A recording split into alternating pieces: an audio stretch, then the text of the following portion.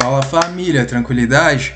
Olha só, hoje a gente vai ver um pouquinho de uma obra, né, que ela é bastante importante ali da época medieval, né? Bastante importante porque já caiu algumas vezes na Unesp e tal, costuma cair nos vestibulares, certo? Que é o Alto da Barca do Inferno.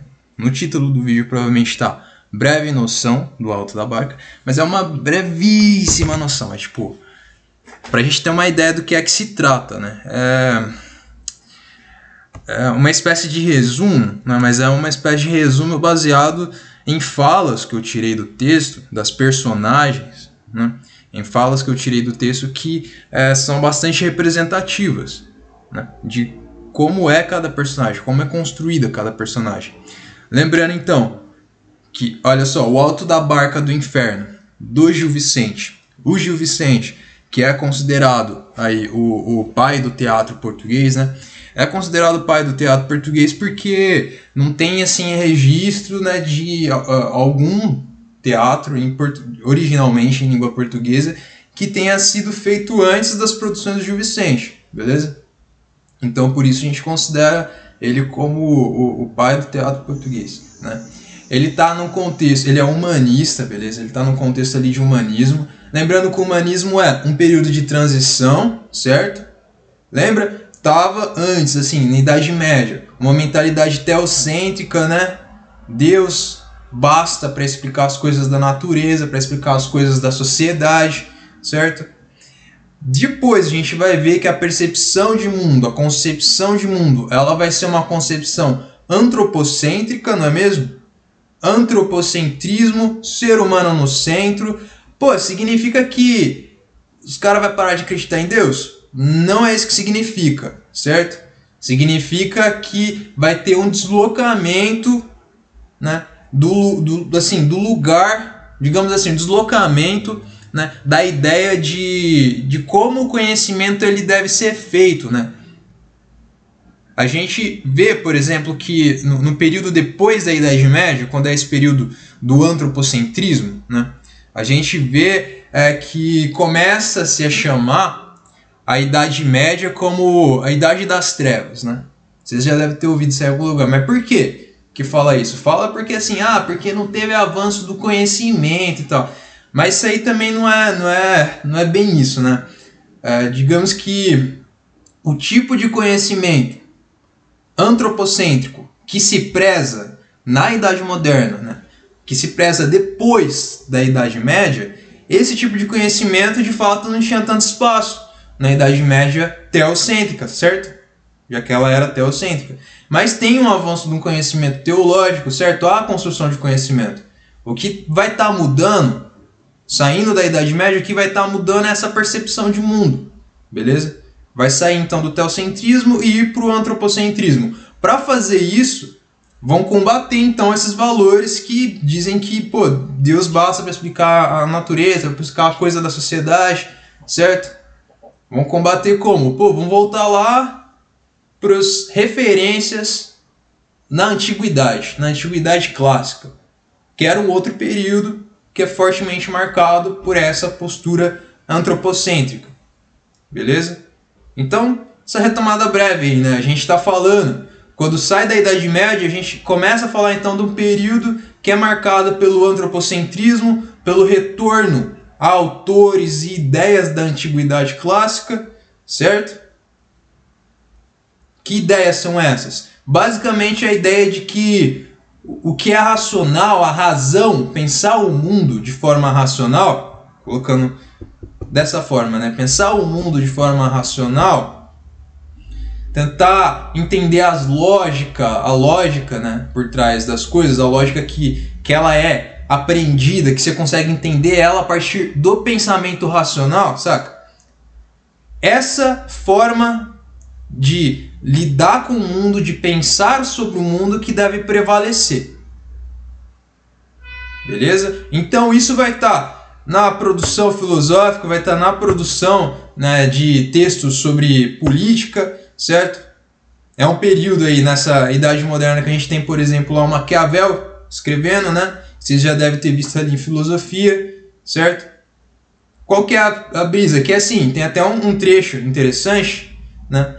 Que uma vez caiu numa questão da Unesp, de um texto, um trecho do Príncipe, do Maquiavel, que ele fala exatamente isso, né? Não estou dizendo que Deus não rege coisas. Eu não estou dizendo que o acaso não rege as coisas também, por exemplo, certo? Mas, ele fala, olha que interessante, ele fala assim, mas para não quebrar o próprio princípio do livre-arbítrio, né? Que se eu tenho essa religiosidade, eu tenho que respeitar essa ideia, essa religiosidade da Igreja Católica Apostólica Romana, hein? Se eu tenho essa percepção de mundo, então eu teria que respeitar a ideia de livre-arbítrio, certo? Então, para respeitar essa ideia, digamos que metade das coisas é regimento de Deus e é regimento do acaso, e a outra metade das coisas é regimento do ser humano. Que aí é como o ser humano se estrutura, que é como a sociedade se estrutura, como as pessoas se relacionam. Saca? É bem por aí, né? Então você vê a percepção de mundo passando por uma transição. E essa transição é o que caracteriza, né, o humanismo. Beleza? Porque quando a gente fala em humanismo, a gente... olha que interessante. Antropocentrismo não é ser humano no centro, não é homem no centro, né? E humanismo? Sacou? Isso é o que marca, né, esse período de transição. O humanismo é entendido, então, enquanto um período de transição, certo? Por quê? Porque uma mudança não acontece de uma hora para outra, né? Tipo, a gente vê que é um processo, toda mudança é um processo. Ela acontece de forma gradativa, certo? Mesmo as mais bruscas, ela tem um processo de acontecimento, não é assim, né? E justamente porque não é assim que é importante a gente perceber como que nesse período aí do humanismo, então, a gente tem tanto características marcantes, fundamentais, que caracteriza a produção cultural da Idade Moderna, do Renascimento, certo? Quanto a permanência também de alguns valores, de algumas características da Idade Média, que é o que a gente vai estar vendo justamente aí nos textos do Gil Vicente, por exemplo. E a gente fala, né, ele é um autor humanista, assim, marcadamente humanista, porque ele já demonstra uma preocupação com esse movimento, né, de o ser humano se colocar para entender as questões da ética, da moral e etc. Ao mesmo tempo que ele critica alguns membros de várias camadas da sociedade nas obras dele, certo? Principalmente nos autos de moralidade, que é o caso aí do Alto da Barca do Inferno, certo? Que é esse auto de moralidade, justamente fazer uma reflexão ali sobre os comportamentos, sobre os costumes, sobre como as pessoas se comportam, né, num determinado momento ali. Beleza? E é justamente isso que ele vai estar discutindo. E aí, estabelecendo essa crítica em várias camadas da sociedade, inclusive membros da igreja. O que não significa que ele vai estar criticando com essa força, não significa que ele vai estar criticando a igreja em si, a instituição em si, certo? Ele é um autor humanista, ele está ali nesse período de transição, algumas características fundamentais do que vem a ser o Renascimento depois já se apresenta na obra dele, mas tem muitas características que ele mantém da Idade Média, porque ele tem uma formação medieval. Beleza? Então, a gente vai ver aí lendo, vamos fazer uma contagem bem rápida em alguns momentos, que muitos dos trechos, muitos dos versos aí desse teatro, certo? Dessa obra dramática aí, desse teatro, o metro é medida velha. Lembra medida velha? Redondilhas, maior e menor. Redondilha maior, 7 sílabas poéticas, redondilha menor, 5 sílabas poéticas. Se não lembra muito bem disso, também volta, né, rever aí esse conceito aí do metro, que é bastante importante quando a gente pensa nas formas fixas, beleza? Que são muito vastamente e foram muito vastamente utilizadas em algumas maneiras de entender a arte, de entender a literatura. Beleza? E essa é uma característica, por exemplo, a medida velha aparece bastante na obra dele. Outra característica, né, é justamente os temas que ele vai estar tratando e tudo mais. Enfim, olha só, vamos entrar então, vamos ter essa brevíssima noção aí do Alto da Barca do Inferno, do Gil Vicente, por curtos trechos retirados da obra. Esse arquivo vai estar no Drive, certo? Vai estar no Drive, na parte de literatura lá das matérias, né? E vamos lá. Ó, lembrando, então, aqui se trata de um gênero dramático, se trata de um texto feito para ser encenado. Se é feito para ser encenado, como que vai se configurar esse texto? Vão ter personagens que vão contracenar, certo? Interpretadas por atores e atrizes que vão estar contracenando, que vão estar obedecendo a um determinado roteiro, a falas, e que vão estar se comportando, que vão estar atuando numa determinada configuração espacial, de espaço, certo? Então você tem ali o palco, por exemplo, você tem a constituição ali da ambiência, do ambiente, certo? Pô, tem um exemplo, né? Estamos fazendo uma peça aqui agora que está abordando uma DR de um casal. E aí, onde que está acontecendo? É importante saber onde que está acontecendo essa DR. Está acontecendo, sei lá, no meio da rua. Uma cena deplorável, horrível, né?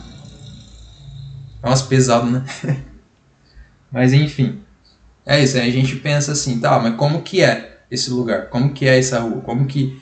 Enfim, beleza? Que é para dar justamente a matéria, né? O lugar assim onde vai se desenrolar as ações. E vão se desenrolar as cenas, enfim. Mas olha só, vamos lá então. Muito importante começar já dizendo também quais são as personagens. E as personagens do alto são o diabo, o diabão aí, o companheiro do diabo, que fica ali pertinho dele, não tem muita fala, o anjo, o fidalgo, que é um nobre, né? É um nobre, enfim, é um nobre não tão estupidamente nobre assim. O onzeneiro, que é uma profissão semelhante a um agiota. O parvo, que a gente pode entender o parvo aí como um indivíduo bobo, né, tolo, simples, enfim. O sapateiro, o frade, membro da igreja. Bris da Vaz, alcoviteira. Alcoviteira seria uma gerente de negócios de prostituição ou ligada a práticas consideradas fraudulentas com remédios de cura. Olha só. Judeu, a gente vai ver, inclusive, que tem um caráter aí um tanto bastante antissemita num determinado momento, quando fala do judeu, né? Quer dizer, bastante preconceituoso, certo? Que acaba incorrendo em muitos estereótipos e assim, que demonstra uma certa raiva, né? Que se nutriu durante muitos anos e muitos séculos, inclusive. Corregedor, que é uma espécie de juiz que representa o rei em cada comarca, no caso de Portugal, certo? O procurador, um enforcado e o último personagem, na verdade, são 4, que são os 4 cavaleiros, certo? Essas são os personagens, então. E aí, o que desenrola, certo, nesse texto aí?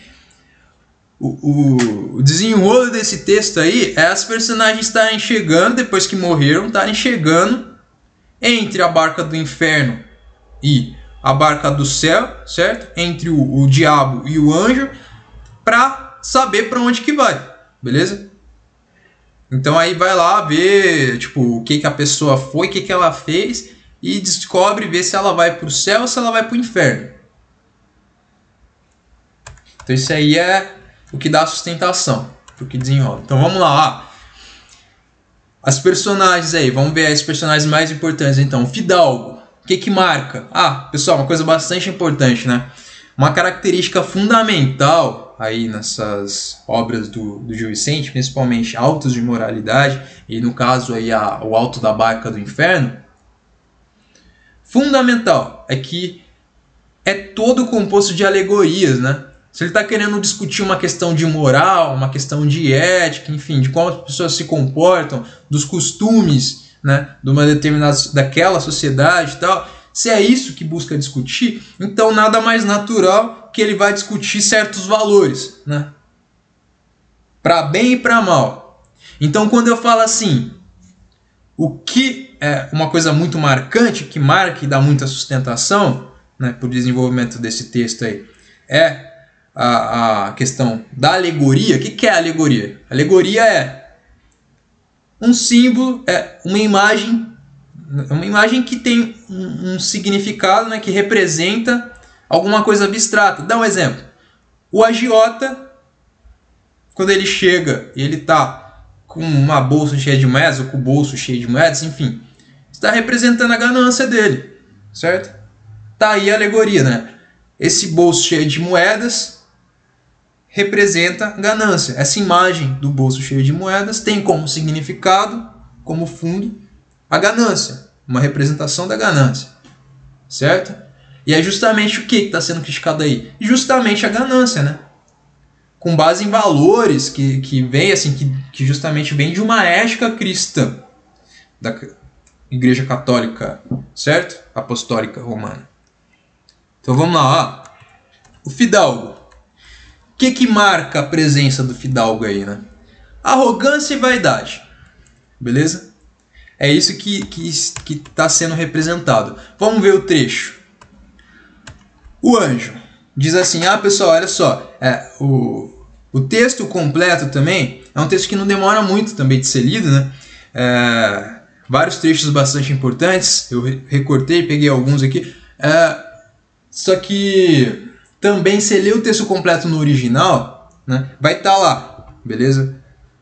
Texto no original, assim. Lembrando que, muito tempo atrás, essa língua portuguesa, muito do que a gente lê no texto original aí do Alto da Barca do Inferno, né, a gente vê que é um português que ainda dá uma certa dificuldade, né? Que ainda se assemelha, tem muitas características próximas daquele galego português, certo? Que a gente viu lá no Trovadorismo, beleza? Então vai ter em duas versões aí. Vai ter uma versão que ela vai estar com um vocabulário, né, enfim, atualizado, mais para sentido de eficiência mesmo, para ler, entender do que se trata e tal. Fidalgo, arrogância e vaidade.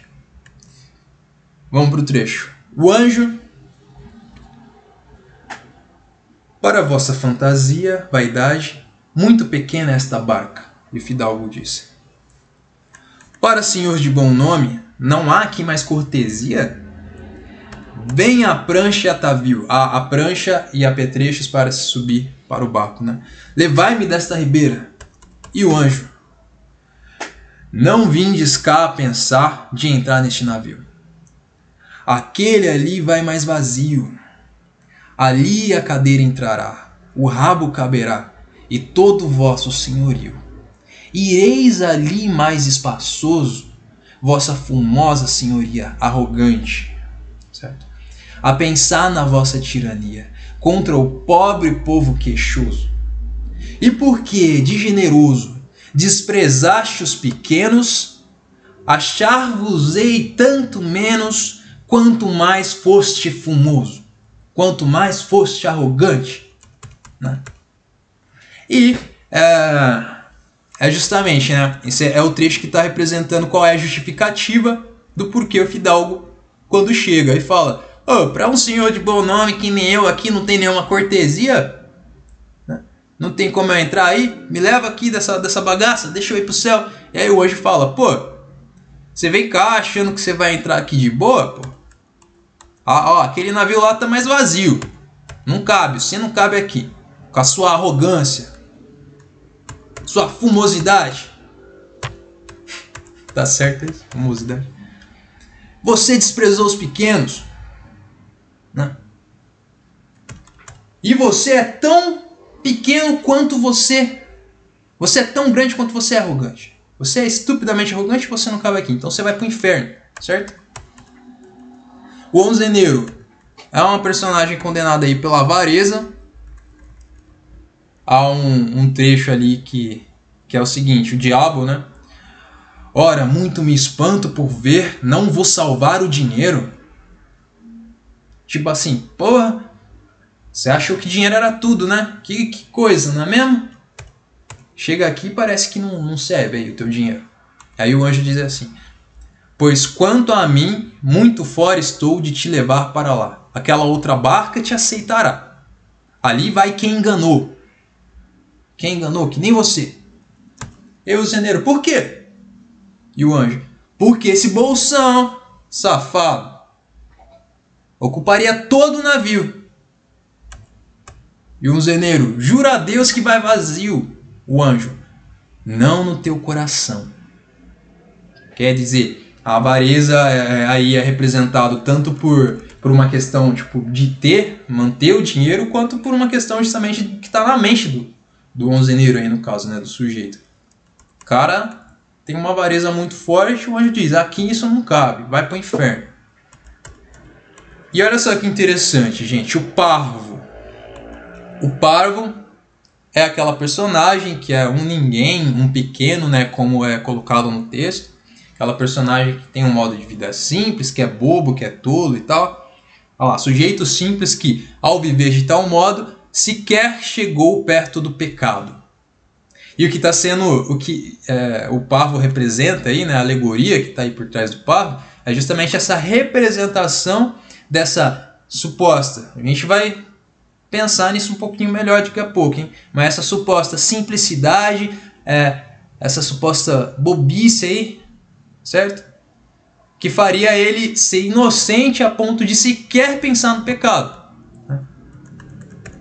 Aí o trecho é o seguinte, o parvo, né? Quer-me passar além? E o anjo, quem és tu? Talvez alguém.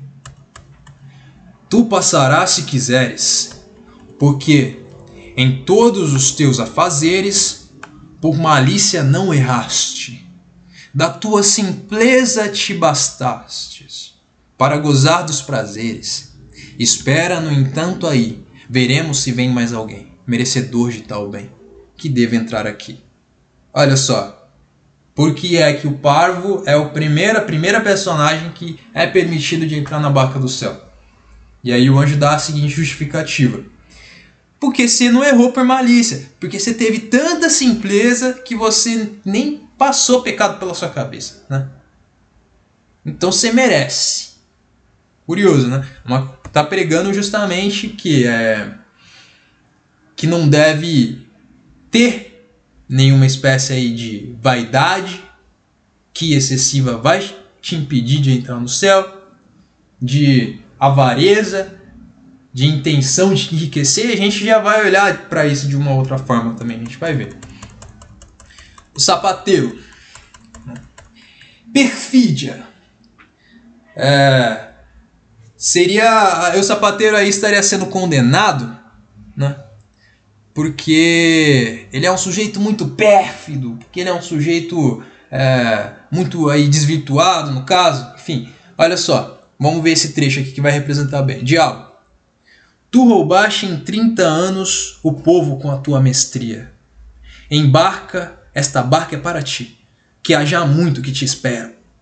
E o sapateiro, quantas missas eu ouvi, não me hão elas de agora prestar? Elas não vão valer nada agora? E o diabo, ouvir missa, depois roubar, é caminho para aqui. Tá aí justamente fazendo uma crítica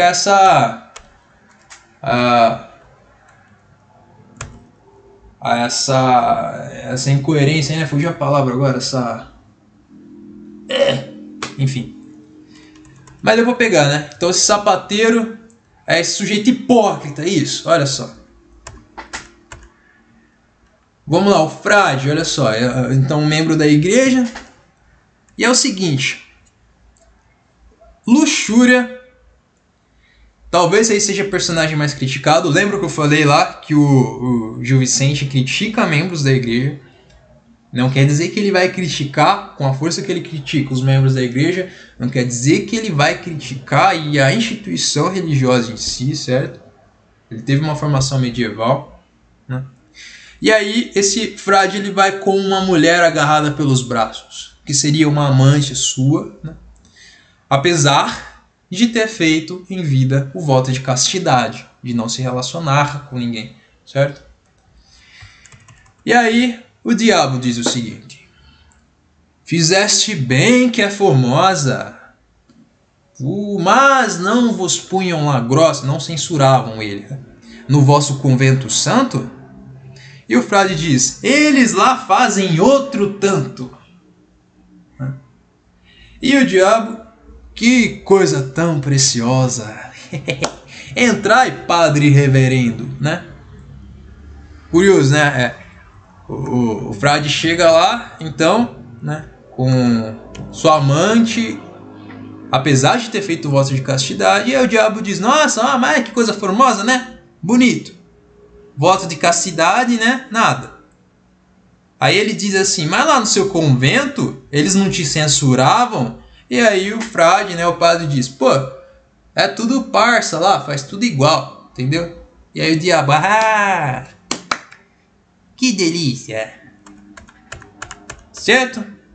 Vê bem, a crítica está recaindo fundamentalmente sobre os membros da igreja, né? Que não respeitam o voto de castidade que fizeram, que tem uma tremenda luxúria. Beleza? E aqui a Brígida Vaz, a alcoviteira, né? Aqui agencia ali uma casa de prostituição. Luxúria e avareza seriam os motivos de ela estar sendo condenada. Beleza? Vê bem, né? Até agora só o parvo, nem o frade, nem o padre se salvou do inferno.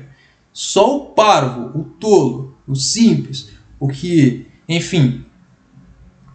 Vamos lá. A Brígida: peço de joelhos, pensais que trago piolhos, anjo de Deus, minha rosa. Eu sou aquela preciosa que dava as moças aos molhos, a que criava as meninas para os cônegos da sé. Passai-me por vossa fé, meu amor, minhas boninas, óleo de perlinha fina. Eu sou apostolada, de apóstola, angelada e maritizada, e fiz coisas muito divinas. Santa Úrsula não converteu tantas raparigas como eu, todas salvas pelo meu, e nenhuma se perdeu. E graças àquele do céu, que todas acharam dono. Pensais que dormia sono? Nem ponto se me perdeu. E aí o anjo diz: ora, vai além embarcar, ali não estarás a importunar, né? Ela então no caso, tipo, hoje nem se presta, né, a uma discussão. Ele só teve luxúria, teve avareza, aqui não entra, vai pro inferno. E olha só, sobre o judeu. Olha só, gente, vamos ver esse trecho aqui, ó. Judeu teria sido morto numa festa, né? Aqui é um trecho, né, de uma anotação que foi retirada. Ela foi retirada, né, do jeito que estava lá no texto da anotação, da edição atualizada, então dessa outra edição que eu falei, né, que é de onde eu tirei esses trechos, que é a edição com um vocabulário tipo, atualizado também, com uma grafia atualizada e tal. Da edição atualizada para a grafia do português corrente pela equipe da Luso Livros. E eu não encontrei aí as informações sobre ano de edição, mas o arquivo vai estar no Drive também, beleza? E nessa anotação diz o seguinte, ó: o Gil Vicente trata essa figura com um grande antissemitismo, né, que é o ódio ao povo judeu, aí, no caso, sendo até repudiado pelo próprio diabo. Mas à época, Tal como em muitas situações ao longo da história mundial, havia efetivamente um grande ódio contra o povo judeu, incitado sobretudo pela Igreja Católica. O judeu era sempre visto como uma pessoa de mau caráter, ganancioso, rico por ser corrupto e fraudulento. O fato de um judeu ter sido morto por uma multidão em determinado sítio seria algo possível de ter ocorrido. De fato, e de ele estar, então, se baseando num algo que realmente teria acontecido, né? Teria ocorrido. E esse é o ponto, né? A gente vê bem esse viés ideológico do preconceito, do antissemitismo, né? Que o Gil Vicente acaba registrando bastante. Vocês peguem para ver o trecho inteiro lá. Mas vamos para esse trechinho aqui. Diabo, vamos, demos a vela, e vós, judeu, ireis à toa. Né? Aqui, entende-se que não é permitida a entrada em nenhuma das embarcações. Outras interpretações possíveis aqui, que depois de muito insistir, o judeu tenha enfim conseguido acesso à barca do inferno. No entanto, ireis à toa pode significar, além de ir à barca de qualquer maneira, andar a vaguear por aí, algo que remete ao mito do judeu errante. Olha só, isso aqui. Sujeito que por castigo, né, foi negada a morte e a entrada, tanto no céu como no inferno, e que anda a vaguear pelo mundo até o fim dos tempos. Isso aí é justamente, até recorrer, né, a esse mito aqui do judeu errante, é justamente a representação, a expressão fortíssima aí do antissemitismo. Né? Que é assim, porque tem uma crença, né, diferente, uma compreensão de mundo absolutamente diferente, né, justamente, e por que, né, a igreja católica, justamente, né, como não podia ser diferente, pregava que aquilo que ela colocava era o que havia de mais certo, de mais correto na compreensão de mundo, certo? Justamente por causa disso, e porque o Gil Vicente teve uma formação medieval, né, e faz todo um texto aí, derivado de uma ética cristã da Igreja Católica Apostólica Romana, certo? Justamente por conta disso aí que tem essa representação, então, né, marcada pelo antissemitismo, certo? E que é representado justamente por essa imagem, né, que provavelmente aqui nesse vós, judeu, ireis à toa, essa imagem provavelmente é aí desse mito aqui, né? Do judeu que não pode nem ir para o céu, nem ir para o inferno e que vaga eternamente, certo? É que sois muito ruim pessoa, olha só, que o diabo diz, né? Levai o cabrão na trela. Então a gente vê tipo uma marca fortíssima aí do antissemitismo. E aí tem o corregedor e o procurador, né, também, que ele é que é marcado aí por avareza, né? Eles aceitavam subornos, né, e executavam dessa forma muito mal as leis. E aí o diabo diz: quando éreis ouvidor, non accepistes rapina, que significaria, né, não aceitaste suborno, pois ireis agora a bolina, a vela, onde a nossa pessoa for. E que isca é esse papel para um fogo que eu cacei? Isso aqui então a gente vê aqui, né, um uso do latim recorrente. O português arcaico, né, ele era muito próximo do latim, e todas as missas de domingo também eram assistidas em latim. E aí, tipo, justamente por isso, né, essas características do período aí permitiam um razoável entendimento pelo público em geral. Ainda hoje, assim, a gente vê algumas manifestações, né, que utilizam, né, na hora de fazer rezas, enfim, utilizam de termos em latim. Quando a gente vê ora pro nobis, por exemplo, né, ora por nós. Tal. E aí aqui tem um enforcado, né, outro personagem. E aí, nesse sermão vitatório, ele não teria levado a sério as palavras de salvação, posto que, por isso, não se salvou e não pôde ingressar na barca do paraíso. Vamos ver em texto aqui. O enforcado. E disse que Deus quisera de ser eu enforcado, e que fosse Deus louvado, pois em boa hora eu nascera, e que o Senhor me escolhera, e que por bem vi os beleguins. Pelo seu bem, né, ele foi levado aos oficiais da justiça. E com isto 1000 latins. Esse 1000 latins aqui significaria justamente, né, 1000 discursos jurídicos, religiosos, enfim, que eram comumente feitos em latim, né? Muito lindos, feitos de cera. E o diabo diz: dava-te consolação isso ou algum esforço? E o enforcado: aquele com a corda ao pescoço, de muito pouco serve a pregação, e apenas leva a devoção de que há de voltar a jantar. Mas quem há de estar no ar, há de ser pendurado pela forca. Aborrece-se com o sermão. Justamente não ter levado a sério, né, os sermões ali que estaria ali naquele momento derradeiro dele, né, de morte. E pô, levar a sério como? Tô indo ser enforcado, né? Seria mais ou menos esse sentido. E aí o diabo entra no batel, que é o inferno, hás de ir. Beleza? E aí, pessoal, percebemos então até agora que só o parvo, né? Só o parvo foi pro céu. Mas agora a gente entra aqui, ó, no último personagem, que na verdade são 4, que são os 4 cavaleiros. Beleza? Eles iam às cruzadas, né? Que é o que designa, né, qualquer dos movimentos militares de inspiração cristã que partiram da Europa Ocidental em direção à Terra Santa e à cidade de Jerusalém, com o intuito de conquistá-las, ocupá-las e mantê-las sob domínio cristão. Certo? Dizia-se então que em nome de Deus, né?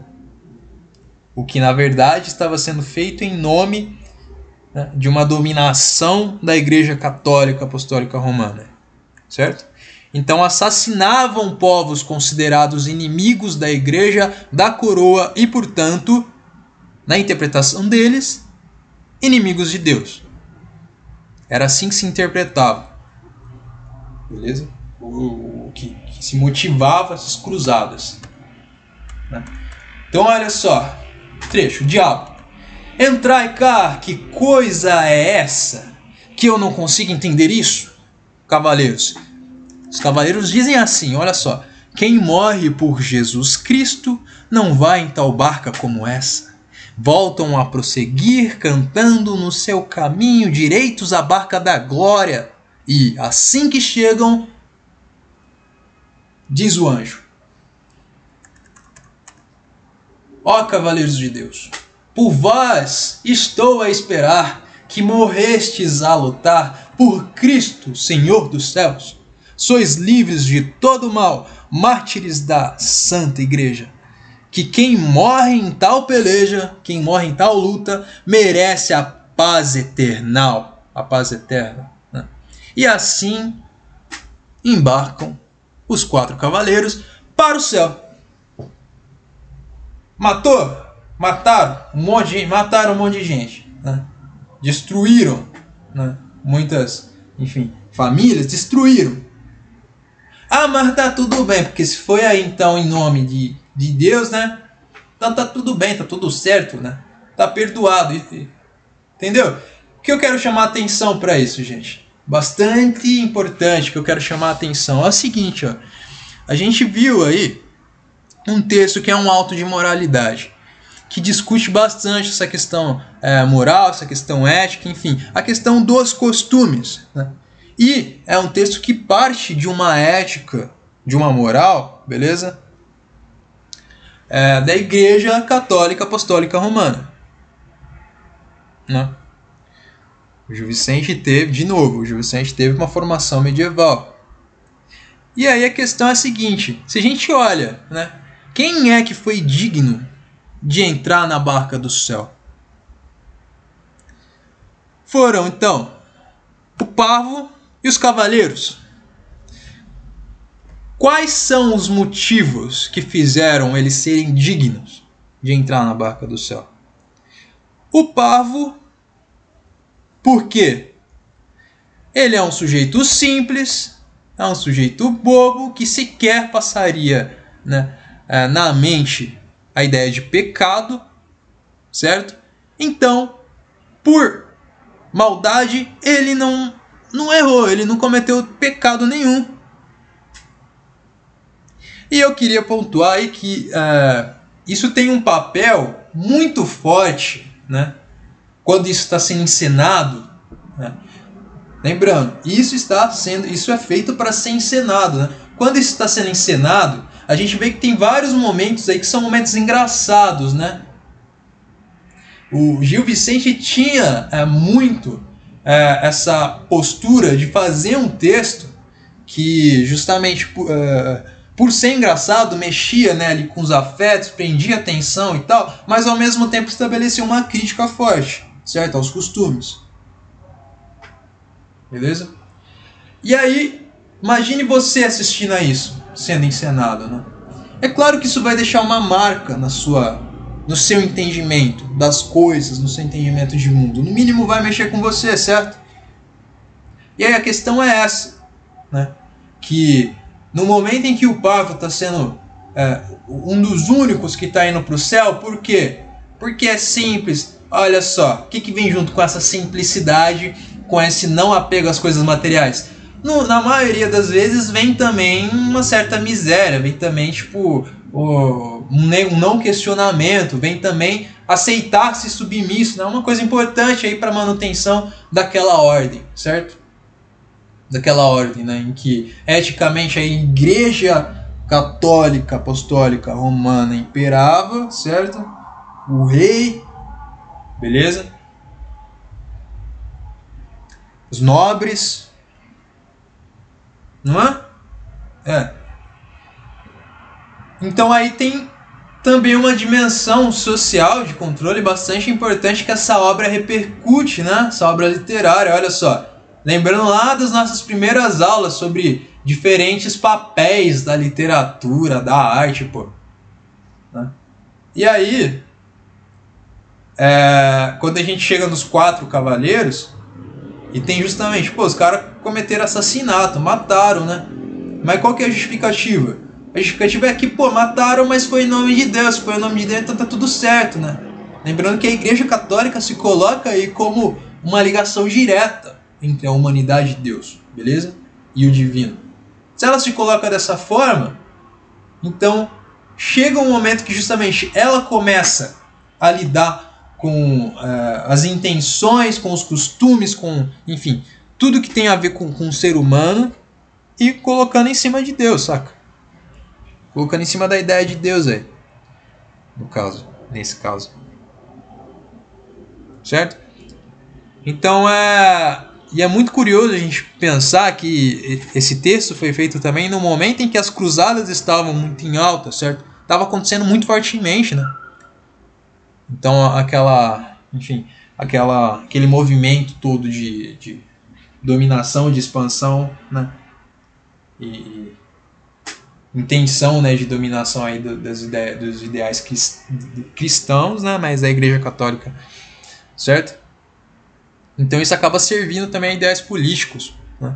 Se o rei está precisando de gente para ir para as cruzadas e você coloca num alto, né? Você coloca num texto que vai ser representado, que portanto vai ser bastante forte também, né?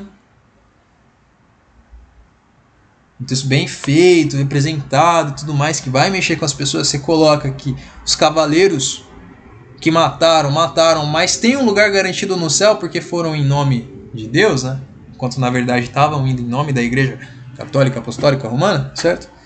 Então você vai ter aí uma maior aceitação, vai ser mais tranquilo, né? De ter mais gente indo aí para as cruzadas, beleza? Então é isso, essa é uma obra bastante importante da gente tá tendo essa boa noção aí, né? Breve, mas boa. Eu acho que esses textos são bastante representativos do que é cada personagem, beleza?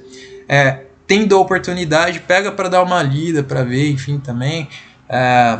Mas esse resumo, esses trechos aí também vão estar, né, num arquivo no Drive, beleza? E é isso, qualquer coisa, chama e é nóis. Bons estudos e até mais, pessoal.